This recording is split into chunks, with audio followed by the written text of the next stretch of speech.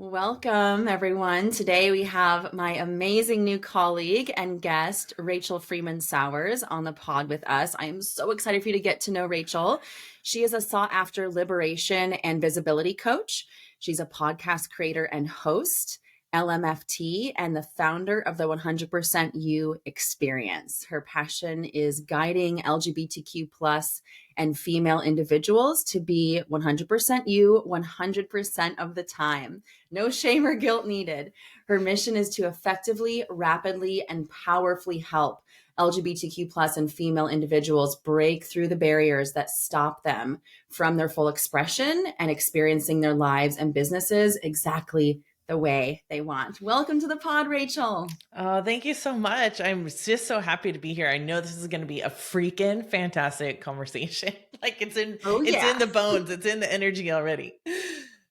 So excited to have you here. And today, I mean, we're going to kind of jump right into it here in a moment. We're going to talk about how to trust yourself after religious trauma. This is such a pervasive human experience across so many populations. And I know that you've had a personal experience around this. I've also had some interesting personal experience around this that we may or may not talk about today. But I can't wait for everyone to just learn from you and hear your story and go from there. First, let us know, where are you from? Where do you live? So I live in Redding, California, which is what we call the real Northern California. You know, some people call the Bay Northern California, but I'm from Redding, California, close to the Oregon border. Yeah. Beautiful. Born and raised?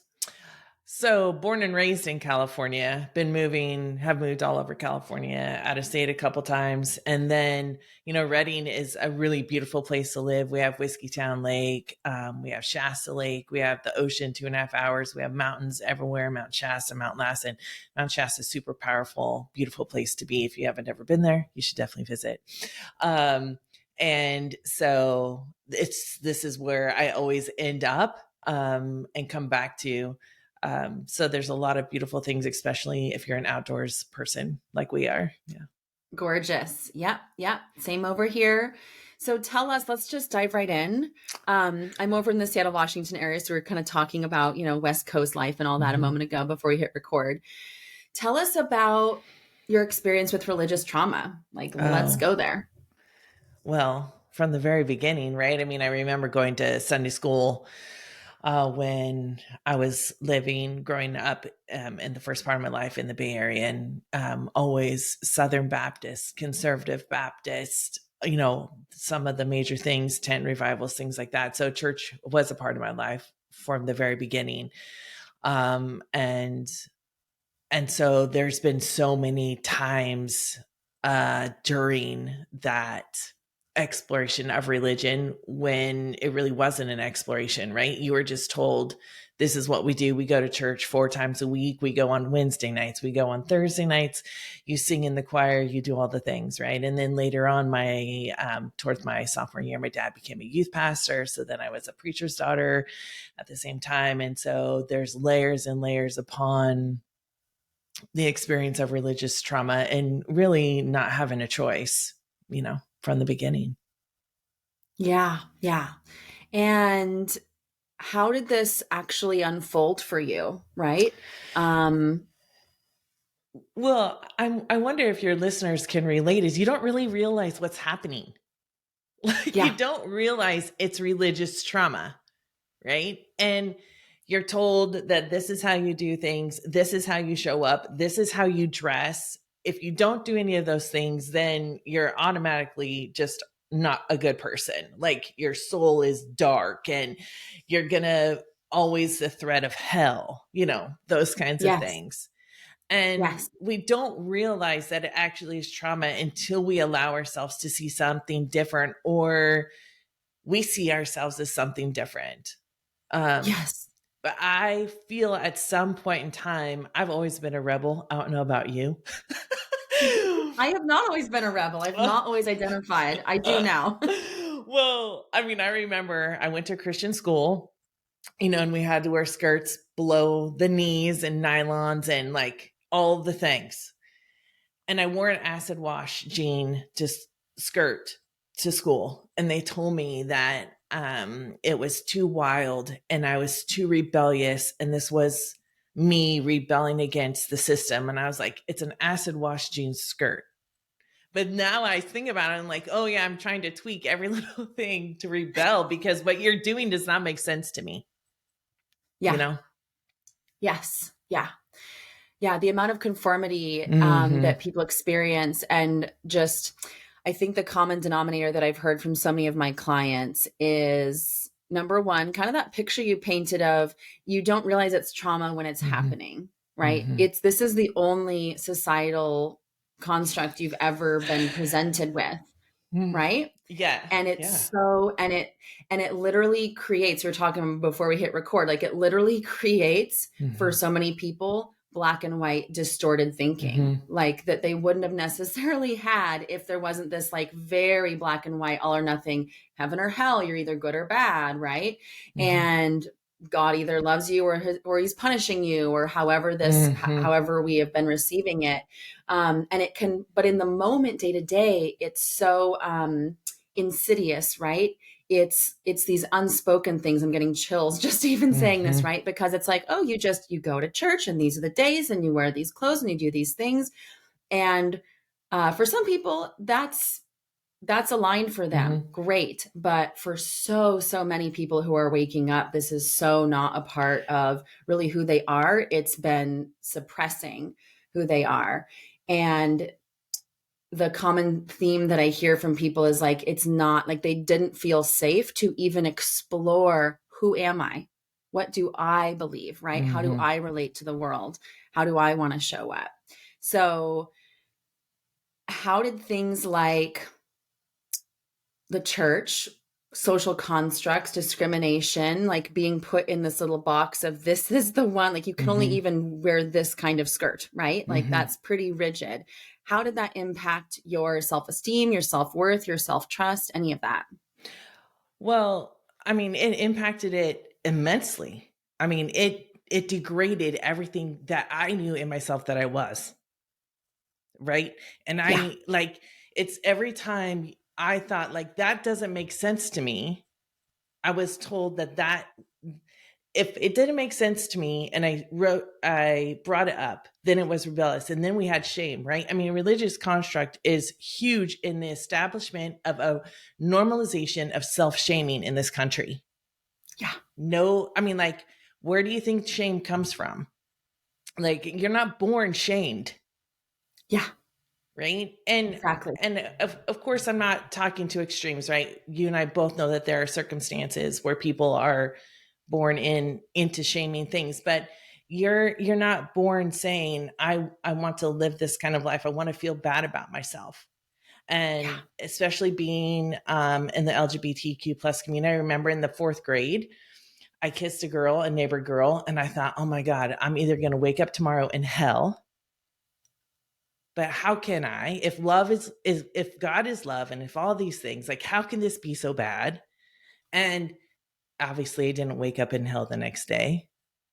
And in Yep. essence, maybe the hell was continuing to have to participate in the church, to have to be told. I mean, Yeah. I used to picket gay stuff with my parents. Like that's what I was Yeah. taught. And there comes a tension within you that destroys almost it destroys your soul instead of nurturing it. And there's this constant like, but I want this, but I want that. I've heard so many stories, and I don't know if you have too, where people pray themselves to not be gay. Yeah. Like, please, So please make this common. not true about me. Please, please. And it's like the thing that's confusing to me and that degrades people being themselves is you have someone standing up in front of you saying, do this thing, be this way. And behind the scenes, you know they're not. You know that they're beating their wife, that they're beating their children, that they are sleeping with the youth pastor, is sleeping with one of the youth people in the group. Like, and and that kind of constant, like trying to figure out where we're at. Yeah. How, how are we supposed to know until we can exit out of Yes. the programming and the conditioning that we're taught is us when it's not really us at all. Exactly. But Yeah. I cried. I mean, there, it was bad. It's just Yeah. bad. Yeah. What was, if you're open to sharing, what was one of Absolutely. your darkest moments? I'm sure there were many. When you put this question in the list, I was like, because there have been some very dark moments. But the darkest moment is the culmination of every dark moment I denied myself. Yeah. Of every time I was told, you can't do that. You shouldn't say that. That is not your truth. That is not who you are. And those little micro, almost aggressions and self betrayals that we're taught add up to the one moment that says, either I'm going to end my life or I'm going to fucking change it. Oh, can I say Yeah. the F word on your podcast? Totally. I mean, like, you reach the moment where you either decide it's you, in one way or another, or you decide that, well, you don't decide. You just get shamed back in. You get pulled back into that old pattern because the force is strong. People Yeah. don't want us to break free. Exactly. Yeah. I love that you shared that word decide, because I know for me, there's been a lot of unlearning Mm-hmm. of the word decide when it comes to the LGBTQ plus community, Mm-hmm. right? I have sensed that I was bisexual since I was like 3 years old. Mm-hmm. And so I Yeah. identify as that. There was a point in my life where I very much suppressed it Mm-hmm. and said, openly homophobic things and just, lots of things that I had to Yep. get right within myself and with others. And but that word decide, right? So many people are still, right, being taught and learning and kind of maybe even unintentionally continuing to perpetuate this idea that we decide who we are, right? We Mm-hmm. decide that we're gay or straight. We decide that we are a boy or a girl. Like, these are not decisions. Did you decide to be a soul, right? Mm. Right? Did you decide your Yes. soul desire? No, Totally. Totally. Yeah. right? I mean, like, that's the thing. And let's take it a level deeper. For someone to tell us that we can decide that, but then strip us of all our power. Yeah. So it's like, Yeah. here, eat this ice cream cone, but you can't ever reach it. It's like You can decide to have yeah, it anytime you want, but yeah, not for you. You're not good enough. right. It's like this constant push and pull. And people end up feeling like they're the ones that are the problem. Yeah. But within that construct, it's all about control. It's the Yes. fear of having an open mind. It's the fear of actually realizing that your LGBTQIA plus neighbor is not going to make you gay, is not going to hurt your life. Yeah. But it's that fear that is so ingrained in us from the beginning. Yeah. Yeah. 100%. Fear is so powerful, right? Mm-hmm. So LGBTQIA plus communities, people of color, indigenous peoples, Yes. women, so many marginalized communities Mm-hmm. have and are, like, what happens is a very powerful white cis hetero man at some point, Mm-hmm. right, during colonization or whenever these patterns started, is like, I'm scared of that. I see the power in other humans, right, who are so true to their soul. That makes me scared. They project that fear. So who are we Mm-hmm. taught to be terrified of since the time we're little? Well, Right? ourselves.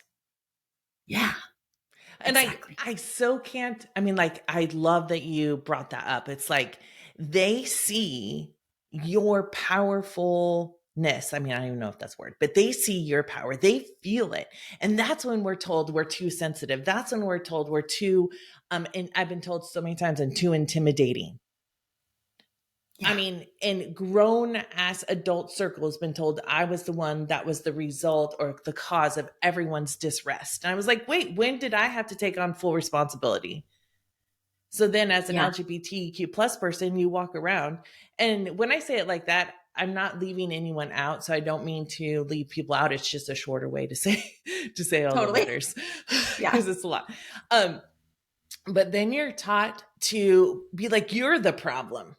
I'm the problem. You're uncomfortable with your own freaking sex life. Yeah. No, that's you. That's religious trauma. That's social constructs. That's all those things. That's not me. Yes. Yeah. 1,000,000% yes. And I love how you spoke to,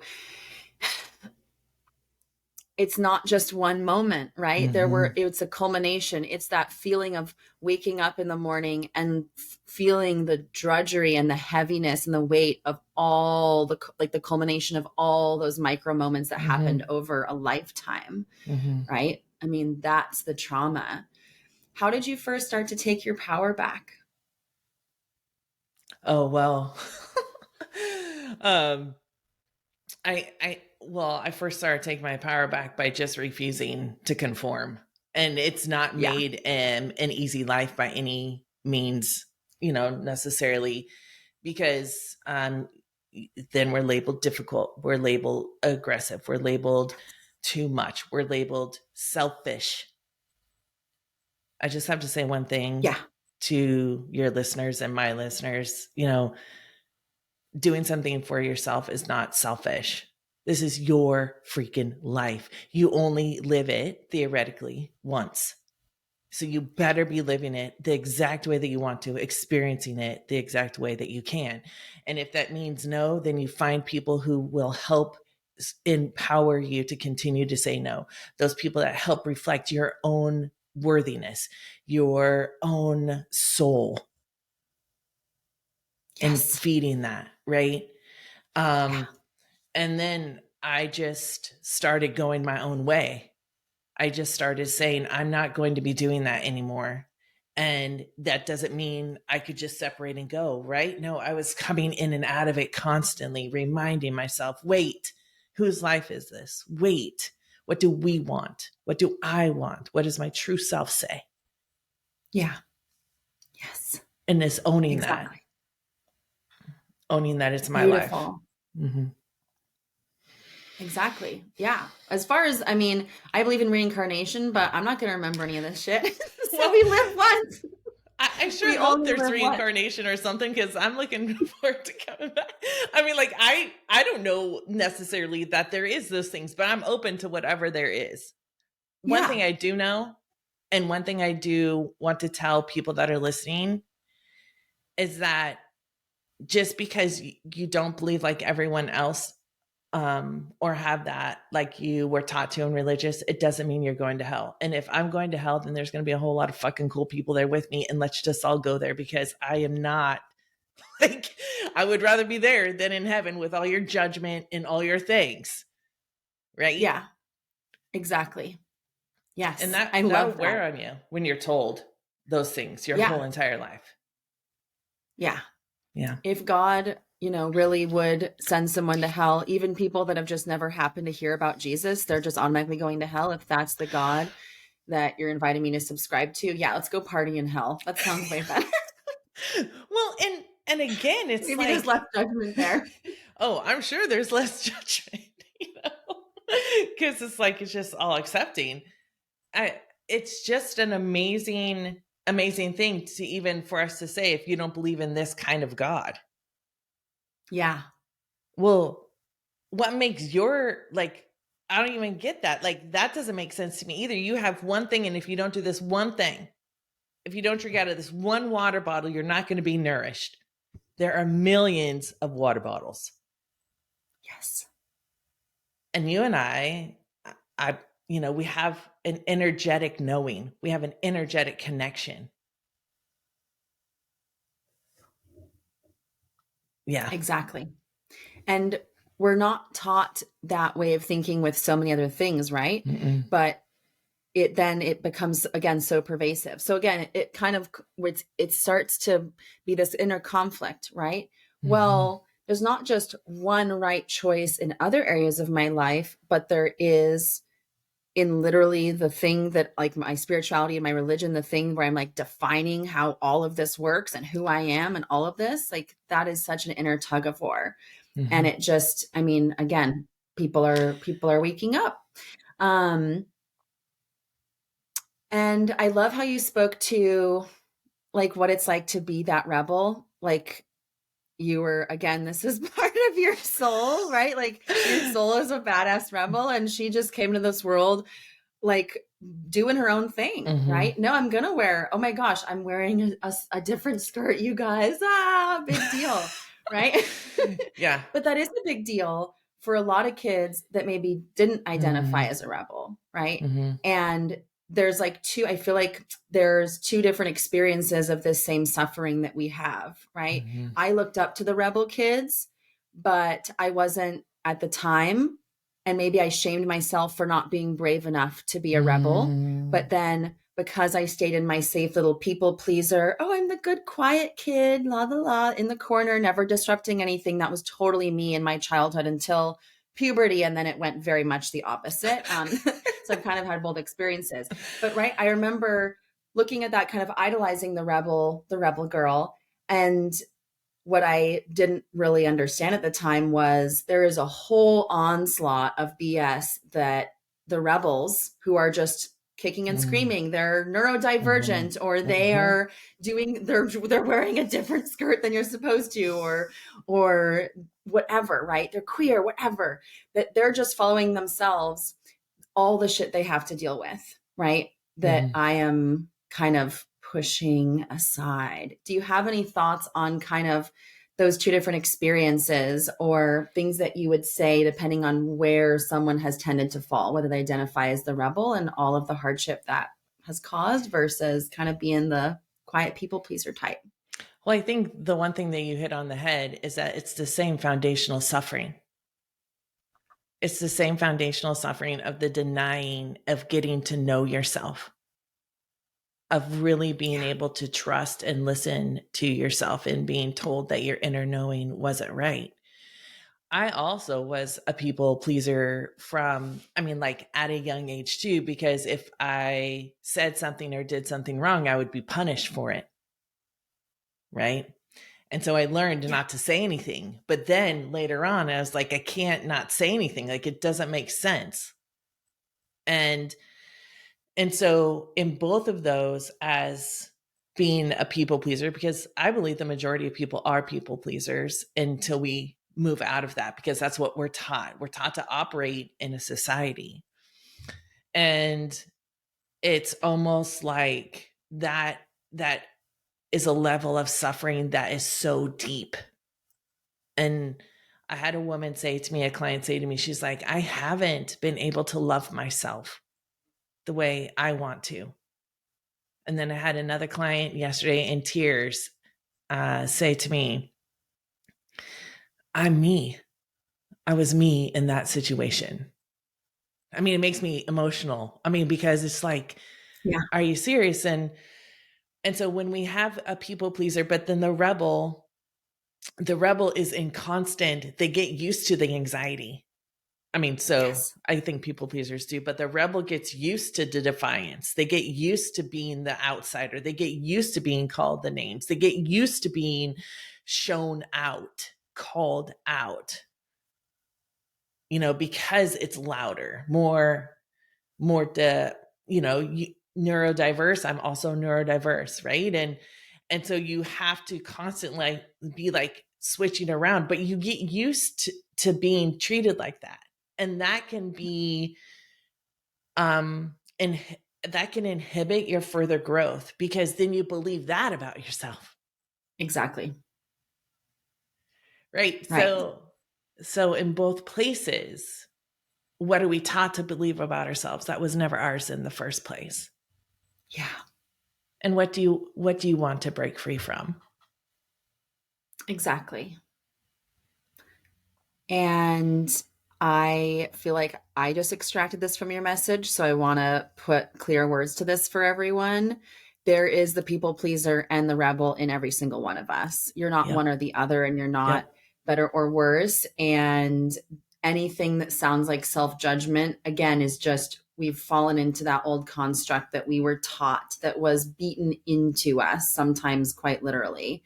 Mm-hmm. And if you felt like stuck and quiet and, oh, I can't, you're invited today, right, Mm. to start stepping into that rebel that you have, Mm-hmm. because she is so safe. They are so safe. That part of you is so, so safe.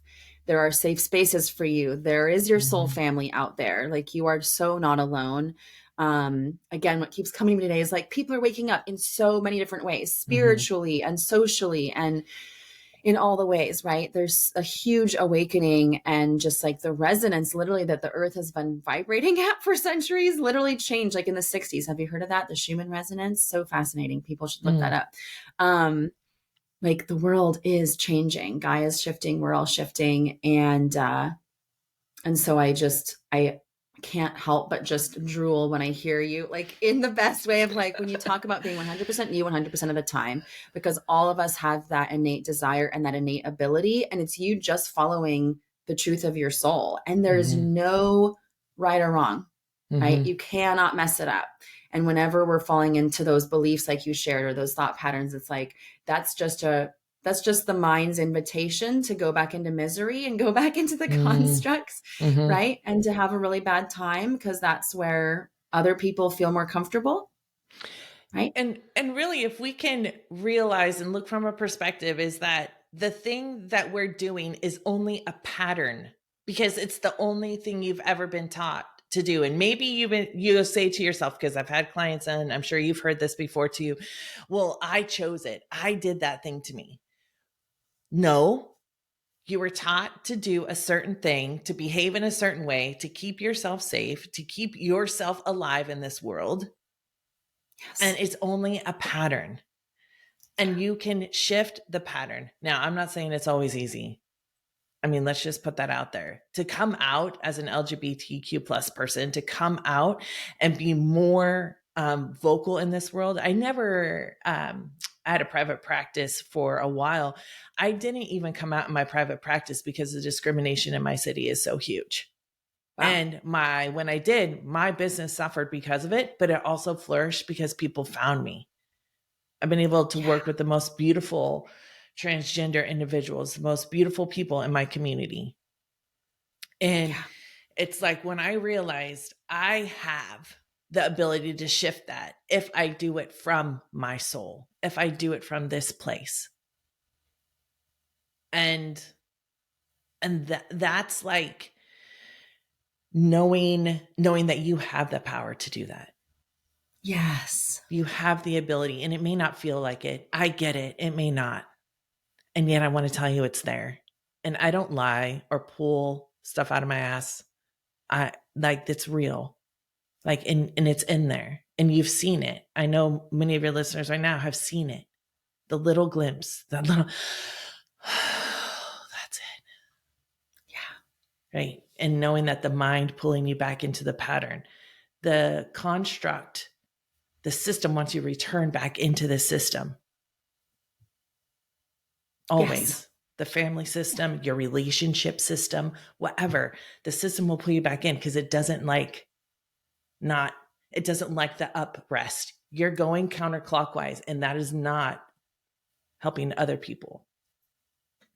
Exactly. There are people out there who are fighting desperately, viciously, tooth and nail for the system, for Mm-hmm. the traditional model, which is a very nice way of saying it.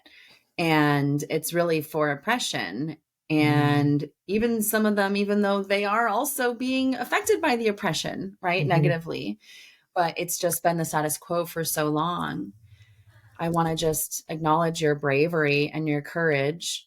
I know so many of our listeners are like feeling it and identifying Mm-hmm. with it, and of their own version of that story of like being closeted, not like literally not feeling safe to just Mm-hmm. express themselves and be openly gay, trans, whatever that looks like for them. Mm-hmm. And to do it and own it in your business is like a whole other experience in that courage and that bravery, right? Because now Mm-hmm. there's like any financial security fears that we have, right? Now those are getting triggered as well. Like there's so many Mm-hmm. pieces, and so that's a beautiful yes. And I said, wow, as I was hearing you. And I just want to lovingly call myself out that like, that's it's like a really hard thing to hear that you went through that, but also it's not surprising. I Mhm. don't even need to gasp in surprise because this is actually people's reality every single freaking day, And right? yeah, I think so many people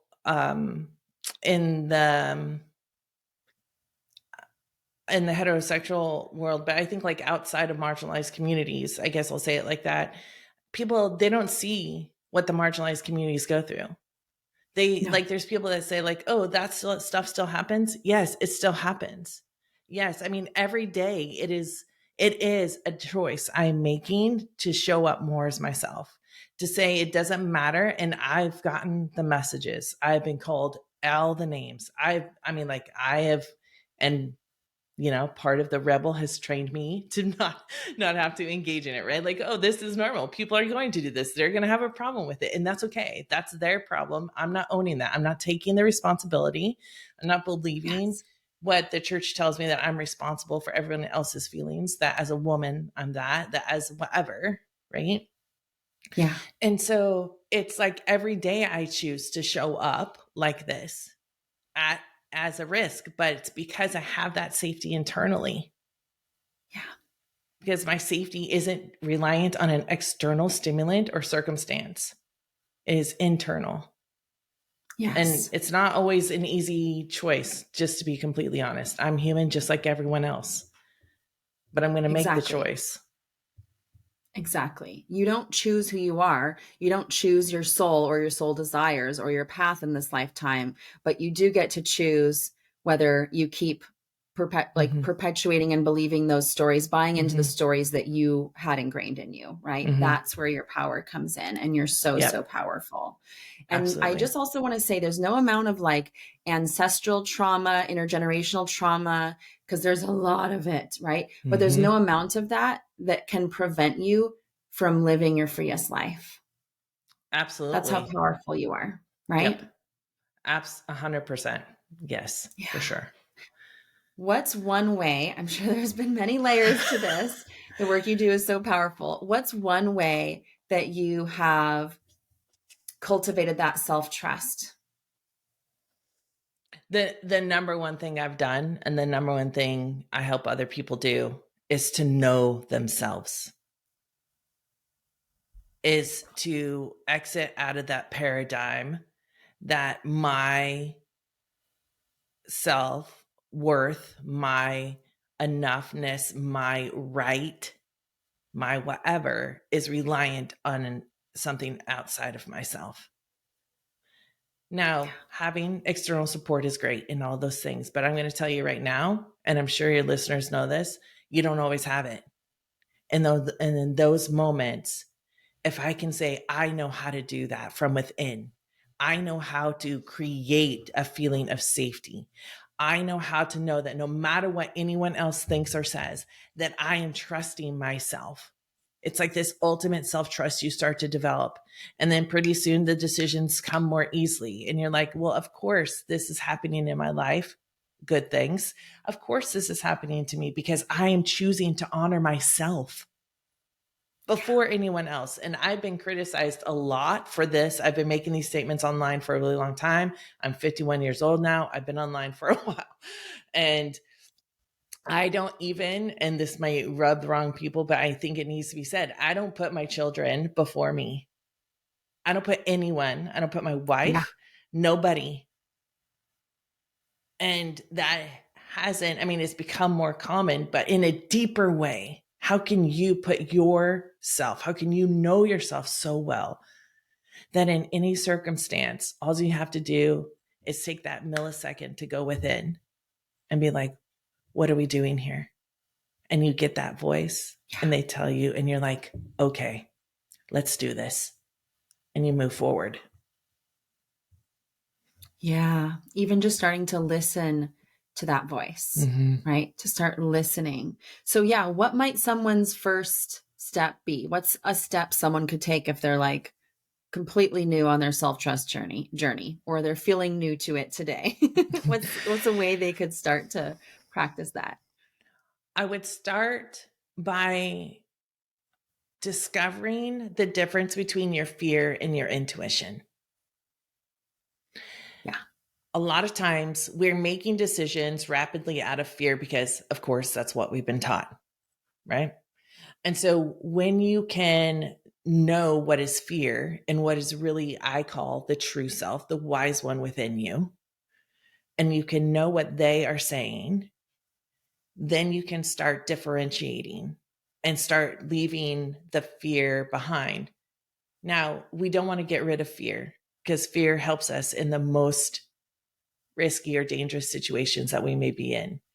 But what we want to do is we want to say, oh, this is a fear. I'm going to acknowledge that and I'm going to know that. And I'm going to go in a different, I'm going to move back over here to the wise one. And the wise one will nurture the fear, right? It will help it decrease, reduce nervous system response, all the things that happen to us in the body. Yes. So powerful. And so many of I love that. And I also just have to say before I forget this, that you sharing your story and just the experiences you've had, what you have had to overcome, and you're still facing it every day. It's not like the problems and the challenges go away, right? You're just choosing your soul and your path anyway, right? And it does, then you do get stronger, you do get happier, you do get more confident. It does in some ways start to feel easier, but it's never the easy path, right? Because there is this society that we lived in that we're always going against the grain on. So what would you say is like, and I just also, I'm jumping over, but like, I just want to say this, whoever needs to say this. If Rachel can do all of this, think about what you can do. Like that's one of my big takeaways from today is like, Rachel, if you can choose this for yourself, think about the ways that people are holding themselves back, right? With even small little everyday things, how we can make a huge shift. Well, and the realization is that you say you're holding yourself back. And we're taught in the online personal development world that you're the one that's choosing this. You're the one that's not abundant enough. You're the one that's not manifesting what you want. That is all, do I want to say that? A majority of that, almost 100% of that is bullshit. You are only doing what you were taught to do. And I just want to say, what if you didn't need that? What if that wasn't your reality? Just drop in the seed of doubt in the thing that actually needs the doubt. Yeah. That is powerful. Your circumstances may not be the same as mine.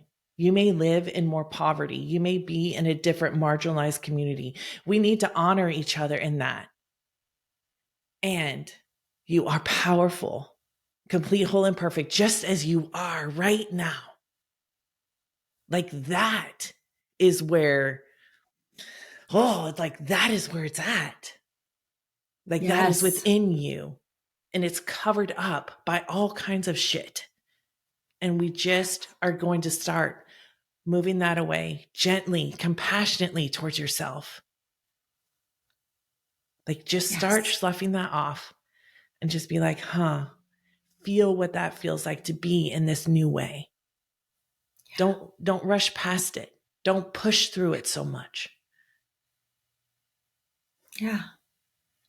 Yeah. Such healing words. Thank you for calling attention to that verbiage too. I don't even hear myself talk, by the way, but like, right? And most of us don't. Like there is a whole other experience of shame that we often have. I know I have been through it when we're starting to do personal work or inner work or reflection or self-reflection and really knowing ourselves. And then we're like, oh, look, I didn't do as good as I know I could have done now. Right. And it's like this whole other version of shame. And even the pattern of shaming ourselves is learned. Right. Yep. And so really cutting yourself a break, stop being so hard on ourselves, invite ourselves to return to that self-compassion because that's what heals everything. Compassion heals ourselves. It allows us to be present and also hold space for the pain of others instead of dismissing it. Right. Or feeling like their pain is interfering with my pain. So like, no, me, right? Yeah. Love those healing words, Rachel. Thank you. Thank you. Thank you. So yeah, I was going to ask you, what's the hardest part? I don't know if I've asked you this yet. What's the hardest part of being 100% you 100% of the time? I think the hardest part is living in a world that tells you to do it and then takes it away from you. Yeah. I think that constant stress. I mean, I feel like it's just an atmospheric stress that that just covers all of us. And it's like Yeah. the hardest I don't necessarily want to say the hardest part is choosing myself, because it's become easier to me as I go along. But it's living in a world where you're constantly bombarded. Yeah.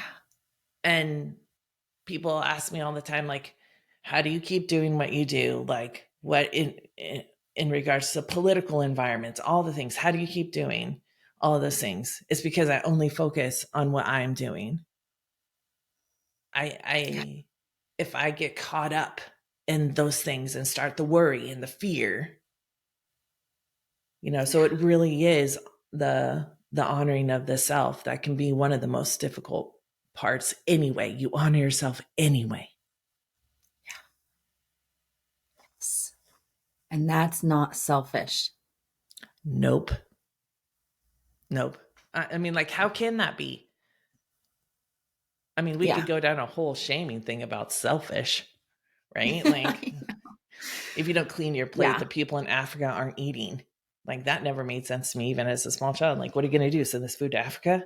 Like, you're just trying to guilt me and Yeah. shame me into this thing. And my parents were only doing Exactly. what they were taught. Yeah. Yes. Yes.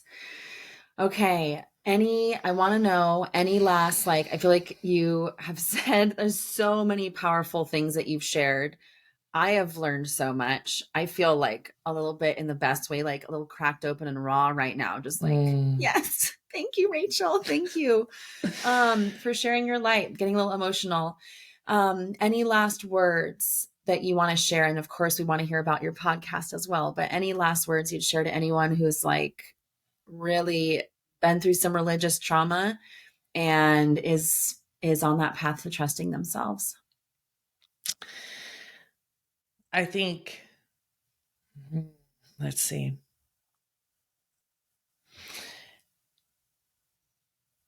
If you start shaming yourself, if you start noticing yourself being pulled back into that pattern, you don't have to do anything to deserve something different. You don't have to work harder. You don't have to be a better person. You don't have to not say something. You don't have to not eat a certain food. You don't have to do any of that. The number one thing that is absolutely needed in this world is diversity. And by you showing up as you every fucking minute of every day will increase the beauty of this world. We each need to do that over and over. So please, my friend, choose you. Choose you. That's it. Thank you. Thank you, Rachel. Thank you, thank you, thank you with every fiber of my being. Thank you for being you, authentically 100% you. Thank you for guiding others in returning to themselves. I mean, there is no higher calling or purpose than that, is there? Well, and I'm refusing to do anything else. So if it doesn't fit somebody else's agenda, adios, hasta la vista. See you Top later. titties. Yeah. Yeah. Tell us. Okay. So for anyone, I'm going to have in show notes below, you're going to see links. You can follow Rachel. You can check out more of what Rachel does. Tell us a little bit about your podcast and what you do in the world. So my podcast is called Road to Radical Visibility, and I created it to do just that. Help people explore their road to radical visibility. Radical visibility is a very personalized thing to each person. It doesn't mean the same thing to one person as it does to someone else. And this is all the journey of getting to know yourself and how you want to show up, how you want to interact in the world so that you can walk around feeling more joyful, feeling more happy, feeling calm. And if there's chaos, you know exactly what you want to do. Yeah, creating that ultimate trust, right? So the Road to Radical Visibility tells stories of other people. So I have some fantastic fantastic guests on there this month in honor of Pride Month and beyond, but some really just beautiful stories of people in the LGBTQ plus community. I do some things on there on my own and just sharing my own experiences. But check it out if you ever want to be inspired and empowered to just be like, I'm doing this and this is me and this is how I want to be. So check that out. I work with people one-on-one. That's what I love doing. That's my heart. That's where the results come in for me and how I work with people. So if you're interested in doing that, you can feel free to reach out to me at rachelfreemonsowers@gmail.com. Just send me an email or send, you can send the message to this podcast and you'll get a hold of me. Beautiful. Thank you. I know so many people will. And just again, Rachel, from the bottom of my heart, thank you, thank you, thank you for all that you're doing and for being on here today. It's been magical. Well, thank you so much. I knew when I responded to be on your podcast. I mean, let's just tell your listeners how this happened. Yeah. I knew, like, I go intuitively into each of those posts. I'm like, nope, this is going to be good. Nope, this is going to be powerful. So thank you for the invitation. It is absolutely my pleasure to be here with you.